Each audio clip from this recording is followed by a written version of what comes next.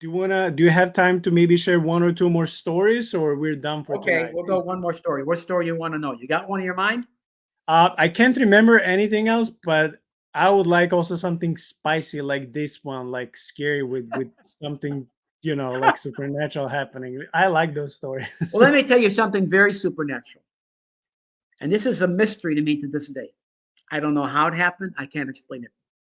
I have a witness, would be two Filipino people who were missionaries in Cambodia.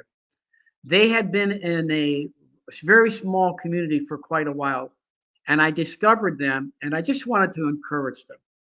So I had a card. They didn't have a card. And I said, listen, let us take you out to dinner.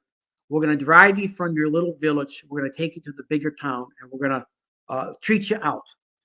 So we drove to the dinner, and they were so happy, and we were on our way back. It's very dark. It's like a country road in America, very dark, no lights.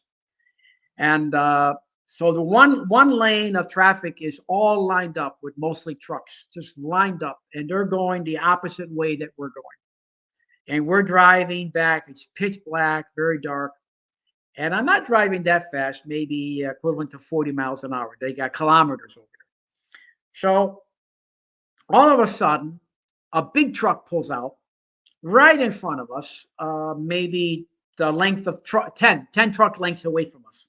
And he's got the lights on, and he's flashing the lights at us. I'm flashing the lights at him. I'm thinking, you crazy driver, we can't go nowhere. There's no what do they call that on the side of the road? There's no emergency pull off. It's like it falls off. It's like a deep falling, and you have water in there and everything. So it's no place for my car to go because I got trucks on the other side, and the guy's coming right at me.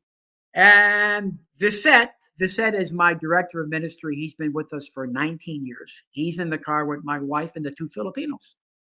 And this truck is coming at us. And I just think, we're going to go see Jesus pretty soon. I thought he's going to hit me. He's speeding up. He's speeding up. He's going faster. He's beeping the horn. You know how those trucks make that real loud horn? That alone scares you. Like, I can't go anywhere. I actually stopped. I'm not driving towards him anymore. I stopped. And he's coming at me very fast. And this is the God honest truth. I don't know how to explain this. All of a sudden, that truck, something pushed that truck off the road. It was coming right at us, right at us. And all of a sudden, I didn't see what pushed it off the road. I just saw the truck go into the ditch, and then we went straight ahead. And then that's a mystery in itself. And the next mystery was because the Filipinos in the back, they're all breathing heavy. And my so, so there's not just my story. In other words, my wife, Visette, the two Filipinos who I still stay in contact with, we all saw this. So talk about a spiritual mystery. God that day spared our life. I believe that something demonic was happening. One or two things was happening. One, the demonic itself was actually making itself look like a truck. Because I seen demonics change their form and shape. I seen that. I know that happens. I seen them go from human to animal. I seen them go from animal to human. I seen that. So I know they change shapes.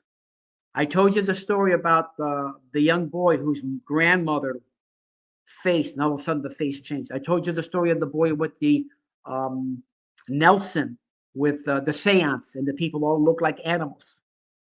So part of me thinks, and I don't know this, it's a mystery, that this was a demonic, powerful principality that had given the appearance of a truck.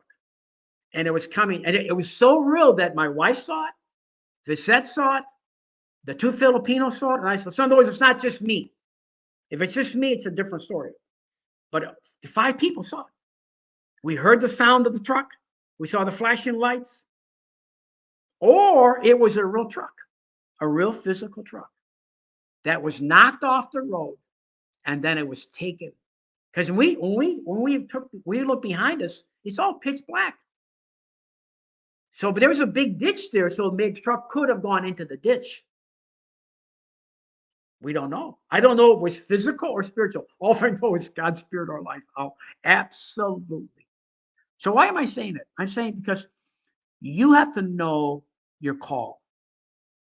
If you're comfortable and that God called you someplace, I did ministry in the housing projects in Chicago. I'm a white guy. I went to an all black neighborhood. I went to a gang infested neighborhood, but I knew I was called. Now I didn't know right away. I fought with God about it. I tried to reason with God. Hey God, don't you know I'm white? These are all black people. It was silly in my goofy prayer. And one of the kids was throwing a bottle at me, threatening me. Turns out that kid loved me, but the enemy was trying to get him to stop me from coming. I met people that were black Israelites fighting with me, arguing with me. Get out of here with your white Jesus. I mean, but God had me there. And it was all part of training. Just don't make a big deal out of it. Let God teach you where you're at. It's okay. You're going to learn. The disciples learn. So we have to have experiences and we fail. God never fails. We mess up. God never messes up. But we can learn, okay? We can learn. Amen.